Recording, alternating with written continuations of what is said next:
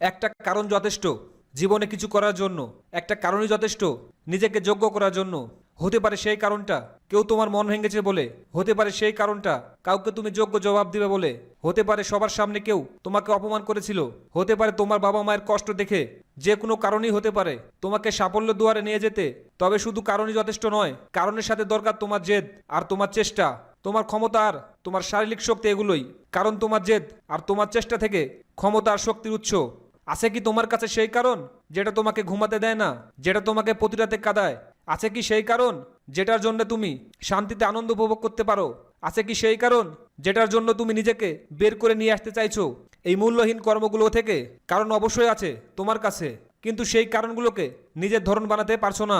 কিসের ভয় তোমার? হেরে যাওয়া? হেরে তো সেদিন গিয়েছো যেদিন এই কারণগুলোকে ভুলে তুমি অল্প সময় সন্তুষ্টি থেকেছিলে। তুমি চাইলে সেই কারণগুলোকে নিজের অস্ত্র বানিয়ে রাখতে পারো, নইলে এই কারণগুলোই তোমাকে শেষ করতে পারে।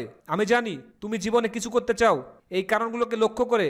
আজ আছে তোমার কাছে কারণ, তাও তুমি সেই কারণগুলোকে অপেক্ষা করে বিন্দাস শুয়ে কাটাচ্ছ। কোথায় তোমার জেদ? কোথায় তোমার চেষ্টা? মনে নেই ভাবনা দেখিয়ে দিবে তাদের, কিন্তু সেটার জন্য আদৌ কিছু করছো তুমি? যারা নিজের যন্ত্রণাকে নিজের অস্ত্র বানাতে পারে তারা এই দুনিয়াতে কাজ করবে, আর যারা যন্ত্রণা পেয়ে লুকিয়ে পড়বে অন্ধকারে তারা কি করে নতুন ভোরের আশা দেখবে? তুমি ব্যর্থ হয়েছো, দুঃখ পেয়েছো, কিন্তু এতে কারো কোনো যায় আসে না। তাহলে আর অপেক্ষা করছো কেন? তুমি কে আমাকে পথ দেখাবে? কে আমার সাথে খারাপ মুহূর্তে একটু চলবে? কেউ নেই। যখন তোমার মধ্যে সূর্য আছে, কেন তুমি মোমবাতির আলো দেখে ভয় পাচ্ছ?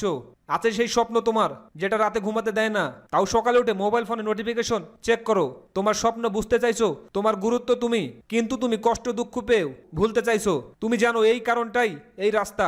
একমাত্র উত্তর তোমার কারণ বা তুমি কেন সফল হতে চাও, তোমার কারণ বা তুমি জীবনে কেন সফল হতে চাও তা অবশ্যই কমেন্টে জানিও।